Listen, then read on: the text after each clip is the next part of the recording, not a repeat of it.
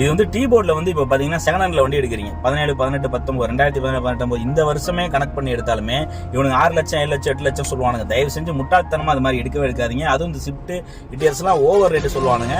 இந்த மாதிரி தயவு செஞ்சு எடுக்காதீங்க. அங்கிட்டு 1 லட்சம் 2 லட்சம் போட்டிங்கன்னா புது வண்டி இருக்குது. மாருதி சுசுகியில் வந்து ஷிஃப்ட் டிசைர் வந்துருச்சு, டூரஸ் வந்துருச்சு. அந்த பக்கம் போனீங்கன்னா அமேசானில் வந்து கொடுக்கலாம். ரெண்டுமே ஹிட்டு போட்டி சேல்ஸ் ஆகிட்டு இருக்கு. செம்ம டிமாண்டு. அது தானே 78 எல்லாம் போனீங்கன்னா இருத்திகா இருக்குது. அது செம்ம ஷிஃப்ட் டிமாண்டு. 2 ரிப்பேர் விட்டுருக்கான். அது சூப்பர் ரேட்டு. 7.15 8 தான் 3 4 5 எல்சீட்டு அந்த மாதிரி விட்டுருக்கான். செம்ம ஹிட் இதெல்லாமே.